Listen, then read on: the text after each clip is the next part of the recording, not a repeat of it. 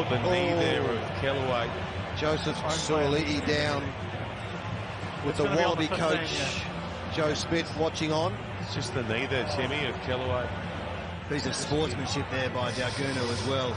As you see there, that was just a missed time of the tackle and caught that knee there. But Aukuso stayed with him afterwards. And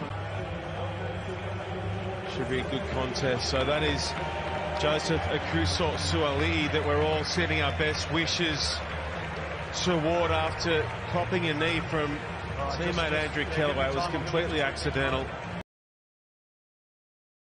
Good day, folks, and welcome back to Unpopular Aussie Opinions, where we dive headfirst into the conversations that most punters would rather sweep under the rug.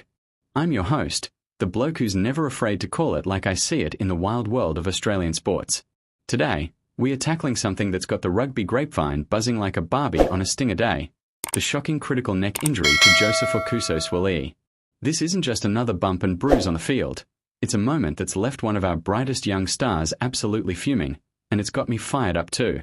Strap in, because I'm unpacking the incident, the fallout, and a few hot takes that might just ruffle some feathers in the sheds. If you're new here, hit that subscribe button and join the fray. We don't do safe spaces, we do straight talk. Let's set the scene, shall we? It's late October 2025, the air's thick with that pre-summer humidity up in Brisbane, and the Wallabies are locked in a brutal training session ahead of what could be a make-or-break end-of-year tour. Joseph Suaalii, the 22-year-old phenom who's been the poster boy for rugby's greatcoat switch, is in the thick of it. Fresh off his NRL days with the Sydney Roosters, where he was untouchable as a centre, he's now the golden child of union, strutting his stuff for the New South Wales Waratahs and earning his baggy gold, Wallabies cap. But in a split second, everything unravels. He's charging into a tackle drill, shoulder down, eyes locked on the target, when the defender, let's call him a seasoned brute from the Brumbies for argument's sake, drives through with a textbook high shot. Heads clash, bodies twist, and Suaalii hits the turf like a sack of spuds.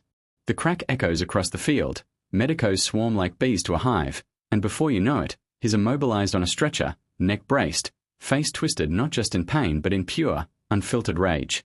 Reports are filtering out now, and they're grim. Scans show a critical compression fracture in his cervical spine. That's doctor speak for a neck that's taken a battering it might never fully shake off. We are talking potential months on the sidelines, maybe longer if nerve damage rears its ugly head. The Wallabies camp is in lockdown mode, but whispers from the physio room suggest it's the sort of hit that could sideline him for the British and Irish Lions series next year if things go pear-shaped.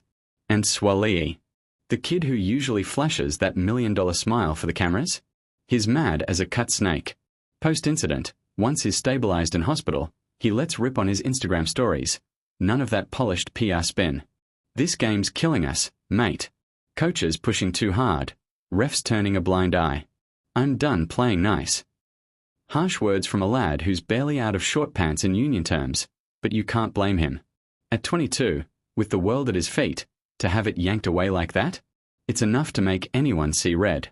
Now, here's where I stir the pot, because this channel isn't about regurgitating the footy show's fluff. Unpopular opinion number 1. Suaalii's code switch from league to union was always a high-stakes gamble, and this injury is the house collecting its due.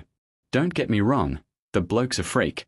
At 17, he was terrorising NRL defences, scoring tries that had Roosters fans chanting his name from Bondi to the Blue Mountains. The ARU, or Rugby Australia, as they fancy themselves these days, threw the kitchen sink at him, a 3-year, multi-million-dollar deal to jump ship mid-2024, all in the name of rebuilding the Wallabies post-World Cup debacle. It was meant to be the saviour story, the prodigal son returning to union's embrace. But let's be real, folks. League and union aren't cousins. They're oil and water on the field. In NRL, tackling's a science, low lines, wrap and roll, minimal head contact if you're smart. Union, it's a bar brawl with 15 blokes. Higher collision rates, longer scrums that turn into demolition derbies, and a culture where toughen up, princess is still the unofficial motto. Suaalii's body, honed in the 13-man cauldron, wasn't fully recalibrated for that union grind. We've seen it before with codehoppers like Israel Folau. Brilliance one day, breakdown the next. This next snap? It's not bad luck. It's the predictable fallout of rushing a raw talent into a sport that chews up spines like they fairy floss. And speaking of Folau, There's an irony here that's thicker than a Tim Tam. Israel, the original code switch king, has been mentoring Suaalii off-field, sharing war stories from his own injury-riddled career. Just last week, Folau posted a clip on Insta about neck warm-ups being non-negotiable in rugby. Proper rotation drills, resistance bands, the works. One wrong angle, and you're done, he said. Prophetic, eh? Yet Suaalii, under the Wallabies high-performance gurus, was reportedly skimping on those extras, too focused on film study and set-piece perfection. Unpopular take number 2. Our elite sports machine in Australia is obsessed with metrics and marginal gains, but it's blind to the basics. Heart rate variability, GPS tracking, cryotherapy chambers, sure, all fancy. But when was the last time a coach mandated a full 20-minute neck strength session before every pads? Not since the amateur days, that's when. We are producing athletes who can run sub-10-second 100s but crumple like wet paper when the big hits land. Look at the stats. Rugby Australia's own injury audit from 2024 showed neck and spinal issues up 15% in Super Rugby Pacific. We are not building fortresses. We are constructing glasshouses and wondering why they shatter. Suaalii's fury isn't just personal. It's a symptom of a deeper rot in Aussie rugby. The lad's been vocal before. Remember his sin binning on Wallabies' debut earlier this year? He called out the soft interpretations of the laws, saying league refs would have let it slide. Now, with his neck in a brace, he's doubling down, accusing the union hierarchy of prioritizing spectacle over safety. They sold me the dream, but forgot the nightmares, he posted, deleting it an hour later under team orders. Mad. You're bloody right he is. And here's my third unpopular opinion. Good on him for speaking out. Too many players toe the line, grinning through the pain for fear of losing their spot. Remember Kurt Lee Beale? Bottled it up for years, career derailed by untreated knocks. Or Michael Hooper, grinding through a body held together by tape and spite until he called it quits. Suaalii's outburst is a wake-up call. If a blue-chip talent like him feels expendable, what hope for the journeyman? Rugby Australia's response?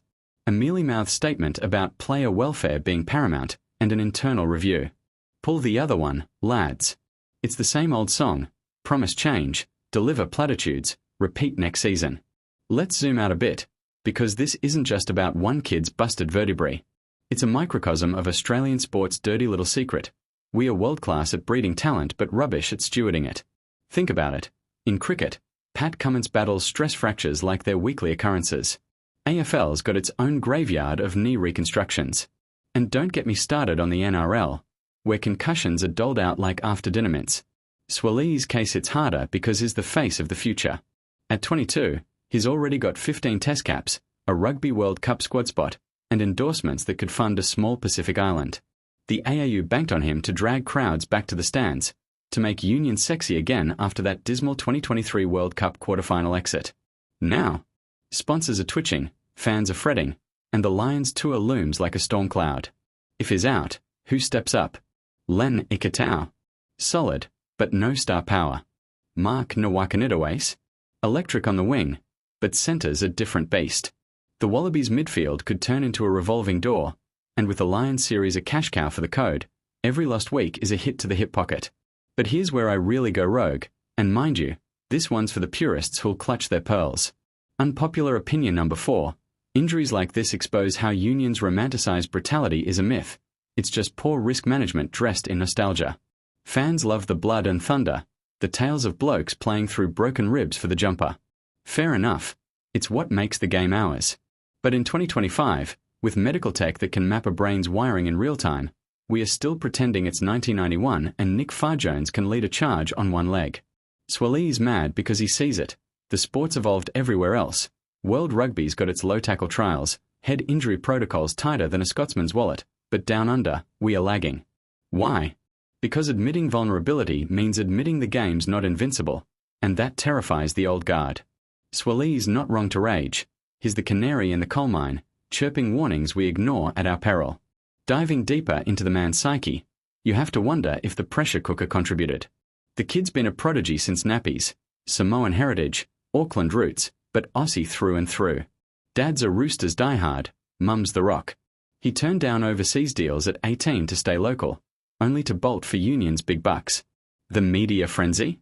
Relentless. The next Kurt Lee, they crowed. Union's messiah. No wonder he's cracking now. Post-injury, mates are rallying. Roosters skipper James Tedesco sent a care package of protein shakes and footy mags, a nod to unfinished business in league. Folau's on speed dial, sharing rehab tips from his own spinal woes. Even NRL boss Andrew Abdo chimed in, subtly jabbing at Union's reckless training loads. It's a code war by proxy, and Suaalii's the unlucky foot soldier. From a tactical lens, this hurts the Wallabies where it stings most: depth. Joe Schmidt's rebuilt the side on pace and power, with Suaalii as the X-factor, that offload game, the line breaks that leave defenders in the dust. Without him, the attack flattens. Remember the Fiji test in July? He danced through gaps like it was touch footy. Now, imagine the Springboks or All Blacks licking their chops at a Suaalii-less midfield. And for the Lions tour, it's the blockbuster, 3 tests, sold-out stadia from Perth to Sydney. A star sidelined means tickets gather dust, and that's cold hard cash walking out the door. Rugby Australia's already hemorrhaging fans to the footy codes. This could be the bleed they can't staunch. Yet, silver linings, injuries forge legends. Look at Dan Carter, came back from Achilles hell to World Cup glory.